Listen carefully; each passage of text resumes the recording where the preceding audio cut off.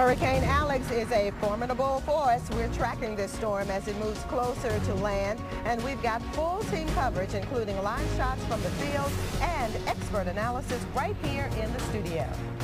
And we're already seeing heavy rain, damaging winds and tornadoes. The impacts will be widespread and the threat for flooding could turn fatal. We're keeping you ahead of the hurricane around the clock right here on the Weather Channel. And we thank you so much for joining us. Now, we've got the most up to the date, up to the minute, actually, the information you need to know about Hurricane Alex. We've extended our coverage, and we'll be going live, of course, throughout the evening hours, the overnight hours, as this storm makes landfall. I'm Vivian Brown. And I'm Steve MacLaughlin. We'll go live to South Texas in just a moment, but first, here's the bottom line on Hurricane Alex. It is a geographically huge storm. Not terribly strong, but getting stronger. The winds, I believe, are now up to 85 miles per hour and now up to, I'm just told, 90 miles per hour. I apologize for that. So the storm has obviously grown in the last hour. Alex is, again, large in size. It is affecting the South Texas area north of the border. Landfall expected south of the border in Mexico. Heavy rain, isolated tornadoes, strong wind, and even some coastal flooding. Throughout the event, we will have live team coverage, Stephanie Abrams, Mike Bettis, Mike Seidel, and storm tracker Jim Cantore. All in the field. We'll go to Jim Cantore in just one moment. But first, we check out the maps and the latest. Here is Vivian. Okay, we have the satellite picture in 3D of Hurricane Alex. Again, now is strengthening a little bit more as of the 5 o'clock advisory from the National Hurricane Center. Here it is. You can see the eye of the storm, and it is getting closer and closer to the immediate coast. Now, as of the latest advisory, it has changed its direction, its forward direction. Now it's moving pretty much due west. It no longer has a northerly component to it, so more than likely it's going to make a landfall south of Texas. But let's take you there to the South Padre Island area. That's where we find our storm tracker, Jim Cantore. So, Jim, have you heard that the center of circulation, anyway, will go south of Texas? But as we all know, the strongest part of this hurricane is on the north right quadrant of the storm. So tell us more about how you all are preparing for that. Absolutely. Well, obviously, I'm up pretty high here on this dune. I'm not worried about a quick ramp up of the water. We don't have a high tide until tomorrow morning.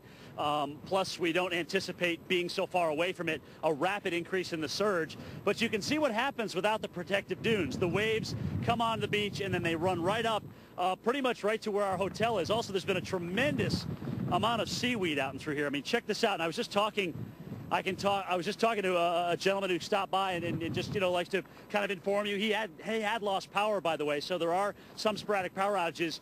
But he says, Jim, my grandfather used to tell me when you get seaweed like this, especially in these kind of concentrations, that's telling you that it's going to be a bad hurricane season. So if that happens to be certainly that weather lore comes true, check it out. We got it all over the place. Tons of seaweed here, but they are expected to clean things up. The other thing he told me, too, I thought was interesting is the fact that South Padre, even taking a hit from this, isn't going to get shut down. In other words, there's not a huge number of mini golf courses. There's not a lot of outdoor venues that get clobbered with winds like we're having right through here. So things should ramp up again pretty quickly here, guys. And I'll just walk up to the top of this dune. We've got a tornado warning out for western Cameron County, so that the area of low pressure and the bands spinning off to my west continue to rotate in with some adverse weather. And as that continues to come on in, guys, we can these as we go on in time. So right front quadrant, as Vivian is talking about, it's a wash tub out there. We've got, just an agitated ocean.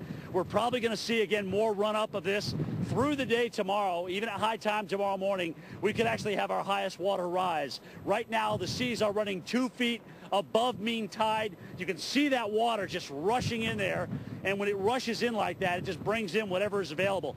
Now, the good news is we don't have a lot of debris. I mean, sometimes with these hurricanes, I've seen steps down to the beach, if you will, steppings and things like that come washing up on shore. I have not seen any type of debris thus far, and hopefully it'll stay that way. So the dunes are holding up very, very well here, guys, and we anticipate them to do so. Let's take a quick check of the radar here. We've been dry now for almost an hour. Almost completely dry now for an hour, so that's been great, especially given the fact that we've had over 4 inches of rain here on South Padre. That's given the streets time to let that water recede and obviously, get into some of the drains and take it on out into the sea here. But, folks, don't go out wandering around too much, because all it's going to take is another bands which are just offshore, you can see them on the radar, to come rotating in, and we get that 2 to 4 inches an hour, and boom, you're trapped out there. We did actually have some people that had to be rerouted, if you will, because they were out on the roads. Just hunker down. I know it's tough.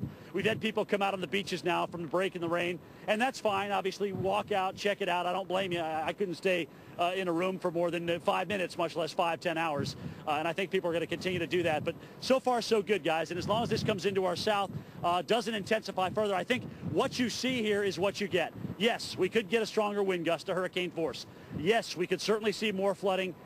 Sporadic power outages, I think, will continue to be the trend as we go on through the night tonight with this thing, as it makes landfall, probably within the next 5 to 6 hours. Back to you, Vivian and Steve. Okay, great advice. Jim Cantore telling everyone to hunker down. I mean, there is only one storm tracker. That's our very own Jim Cantore. And again, you can see how he's out there trying to brave the elements. But here is South Padre Island, where he's located. And it was just great to see the radar and him side by side, so that you could even get a better understanding of how the radar works. I mean, the darker the green, the heavier the rain. And of course, when you start to see the yellows and the reds, that's when the winds really start to pick up as well. So very heavy bands of rain coming into the region just to the north of the center of Hurricane Alex. Steve? Well, we have tornado warnings back in effect. Western Hidalgo County, western Willacy County, northwestern Cameron, eastern Hidalgo, and southern Willacy between 4:15 and 4:30.